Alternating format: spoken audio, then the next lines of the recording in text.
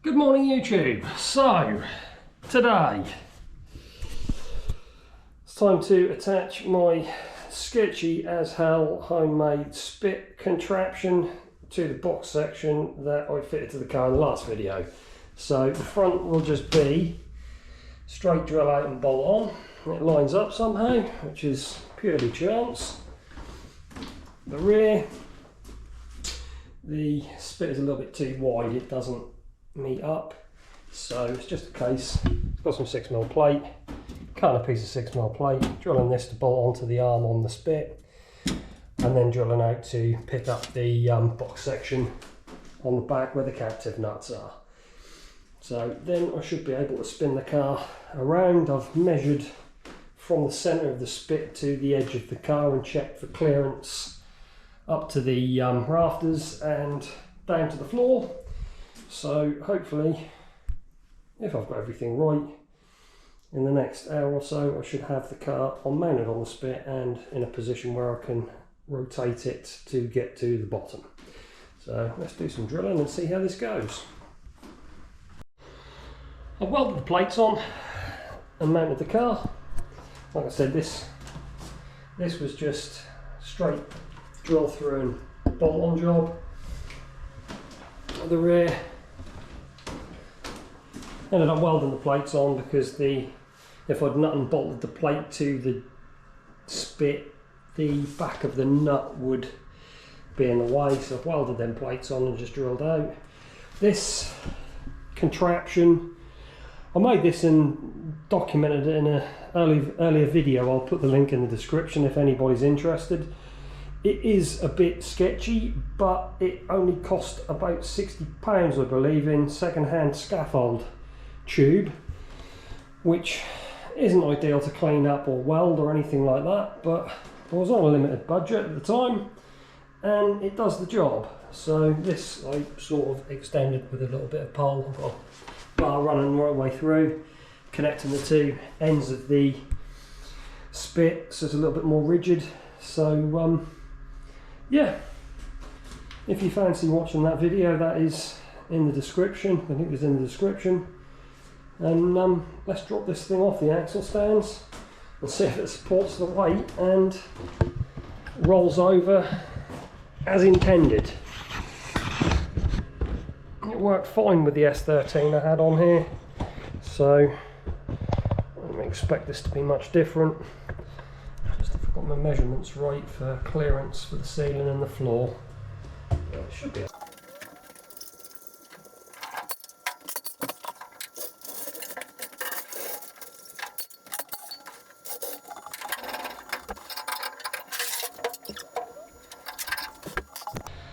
So when I've measured from the centre of the spit to the edge of the car, I haven't compensated for the bar that runs through the centre at the bottom. So it's hitting on that when I'm trying to rotate. But the front, hopefully I'll just lift the front up enough because that is drilled to provide the clearance for the bar. Never mind, let's have another go. So that took some fairly major fudging around. Had to put the wheels on the back to get it off the floor and up, because it's catching on the bar as it goes round like you saw in the previous clip.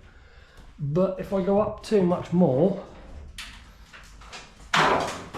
see that how tight that is to the rafters. Maybe 50mm clearance there, and then when it comes around this way I'll rotate it the other way because it's easier. The back of the sill is just about catching on the bar. I can just stand on that to release it, and then it will spin all the way around, and the roof catches on it as well. Just skims it as it comes over.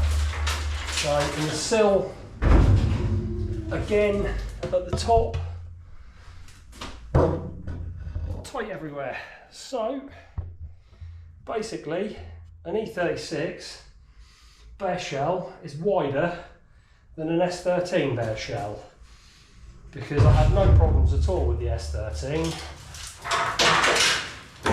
whereas this is extremely tight everywhere, but it's upside down. So yeah, it'll be much easier to paint it, clean it all. It's disgusting under here because the car has been to Norfolk Arena once. So yeah, oh, I wrote myself a little note. Where is it? There. 6 years ago. That made me laugh. Completely forgotten I'd done that. So yeah, it's taken a bit of time, but it is upside down, and this is going to make life so much easier with everything. So yeah, in the end, my drill bits were blunt. I was struggling to drill more holes, so I've just welded it on. I know it's not ideal, but I can soon grind the welds off when I'm finished. It's no big problem. I did exactly the same at the front. Just literally welded the box section to the spit, and I'll just grind it off and clean it up when I'm done. No chance of any bolts breaking anyway. So yeah, one upside down car.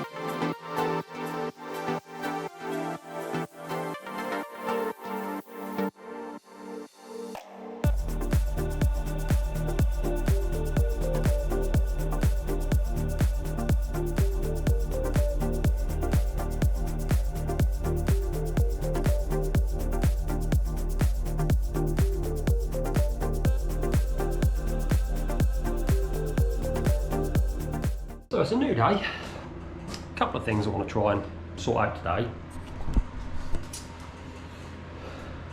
The last couple of reinforcing plates underneath the car. To complete that, then I'm just going to put some edge primer over all the bare steel just to protect it. I'll probably sand down and do the same, score it all up and do the same with the impact protection front and rear, because I really want to pressure wash this. I think that's going to be easier than trying to clean all that shale and mud off by hand.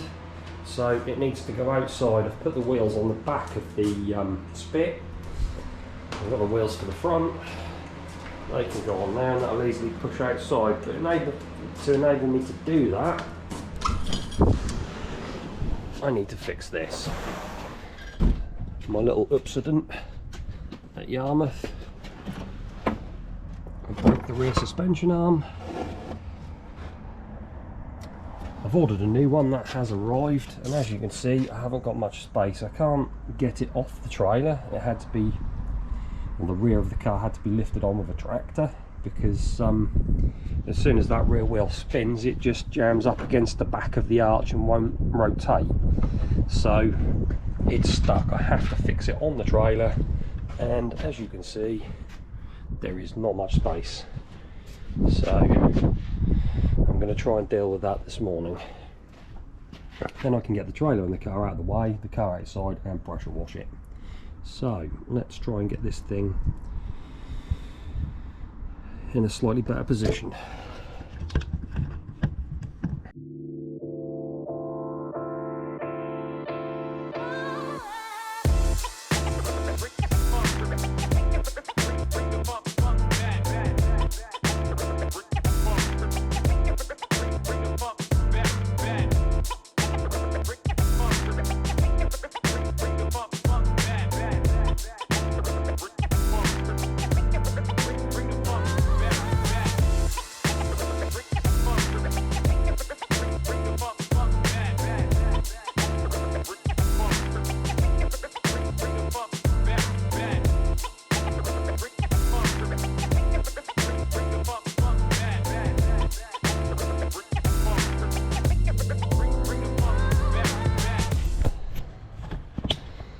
So I do have a little bit more damage. The lower arm is obviously completely snapped in half. Spring perch all appears okay. My coilover on the shock is straight, not bent, but the lower arm, I don't know if you can see in there, the lower arm is clearly bent. So I'll have to order another one of those.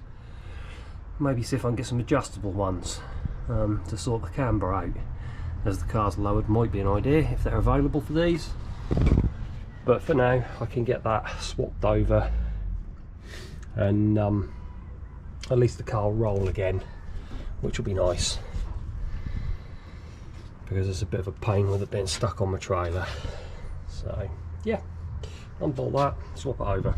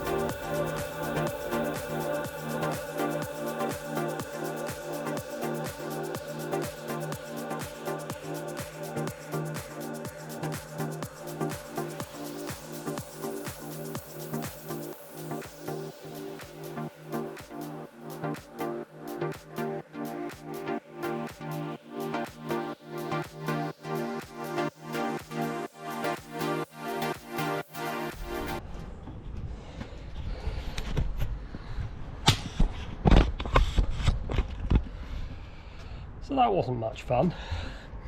So the shaft wouldn't come out, which is kind of normal for BMWs. I always tend to struggle with them. So I removed the hub with the shaft still attached. And I'll see if I can get that out later on, or just simply buy a replacement shaft. Somebody was saying the 2 litre diesel ones are stronger, them ones tend to snap. So I might just upgrade the pair while I'm at it. The rear wheel now appears to have an absolute ton of camber it didn't have before. That might just be because the eccentric bolts aren't adjusted, but I suspect something else is bent. I couldn't get the handbrake cable out. That should just pull free, I think, once it's free from the mechanism inside, and that was jammed, so I cut that. I'd like to retain the handbrake, so I'll just buy a new handbrake cable. I was quite conscious that the car is sort of precariously balanced on the jack on the trailer. It wasn't particularly nice putting my head under there. I did have a axle stand under there, but even so, I made the decision that it'd be best just to get it done as quickly as possible, so it's in a sort of condition where it'll roll, it will drive because it's got a welded diff, so it only needs one shaft. The brakes will work, so I can get it off the trailer safely and then get it in the workshop. Once this can be pushed out, and I can get it in here at some point when I've collected a few more parts, and then go through the thing properly whilst it's up off the floor in a safe position.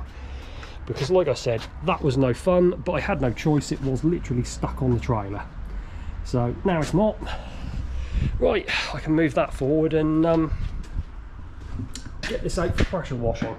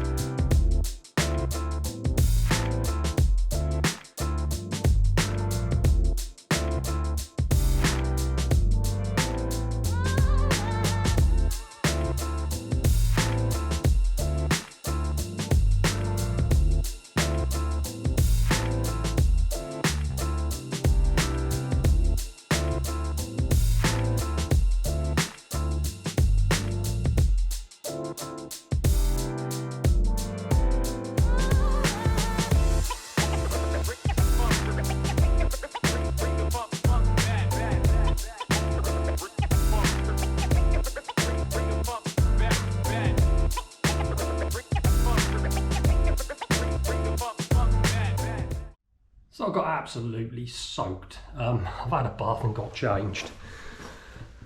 Brought the car back inside again, and it's still a little bit mucky, but massive improvement. I think when I finish the fabrication work, I'll get some TFR and give it another good going over again. Maybe get a stiff hand brush just to try and get all the rest of the bits and bobs off before paint. But it is a huge improvement over what it was. It was covered in shale and muck. So that's me done for today. I'd like to say thank you to everybody that subscribed. I've now hit 200 subscribers. I know that's not a huge amount, but for me it proves that the videos are of interest to people and they're worthwhile to keep making. So that's brilliant. I'm enjoying the process of making the videos and documenting the things I do as well. It gives me more enthusiasm to do the car builds, and the promise of possibly one day monetizing the channel would be absolutely fantastic. So thank you to everybody who's subscribed, and if you do watch regularly and you haven't subscribed, please click the button. It helps me no end, both in motivation, enthusiasm, and reach to other people as well. So thank you all for watching, and we'll see you soon.